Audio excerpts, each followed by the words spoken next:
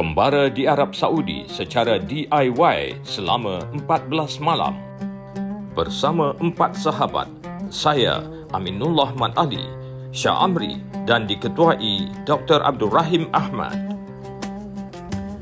Pengembaraan secara DIY ini mesti dirancang dengan teliti.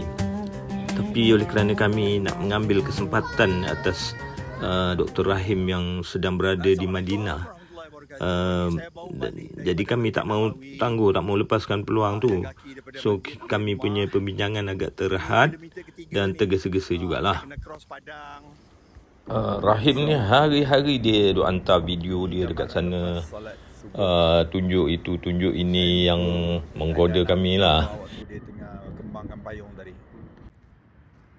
Inilah hari-hari saya lalu cross Padang, lalu tempat makan, lalu segala macam tempat, sampai rumah atau sampai masjid. Interesting. So siapa nak datang, memang kita akan buat macam ni lah. Kita jalan kaki banyak-banyak.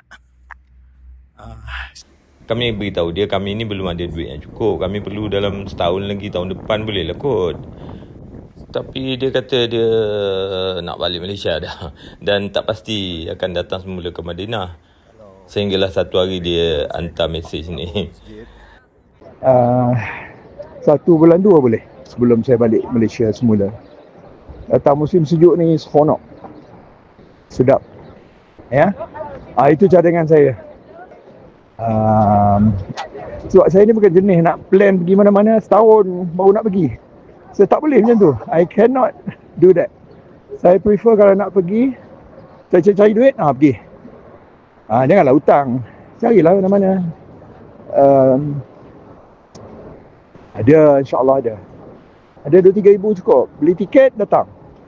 Jangan fikir lagi pasal nak duduk mana. Kita boleh pelan-pelan arrange. Kebetulan satu hari itu saya terjumpa satu offer dalam trip.com. Ada penerbangan ke Madinah boleh sampai dengan RM810 saja.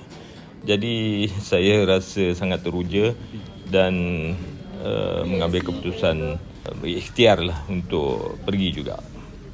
Saya cepat-cepat panggil meeting Amin dengan Shah, dan alhamdulillah dia orang positif. So that's it. Jadilah. Dr. Rahim pula cepat-cepat bantu kami buatkan visa pelancong secara online. Katanya mudah saja, dikenakan bayaran RM460 termasuk insurans. Cuma kami terlewat sikit dan terlepas offer yang bagus tadi tu, dan terpaksa ambil yang mahal sedikit tapi dikira masih murah lah, iaitu dengan menaiki Air Arabia dan ada transit di Sharjah. Keseluruhan kos penerbangan kami adalah sekitar RM2,500 pergi balik, termasuk tambahan luggage 20 kg dan insurans penerbangan.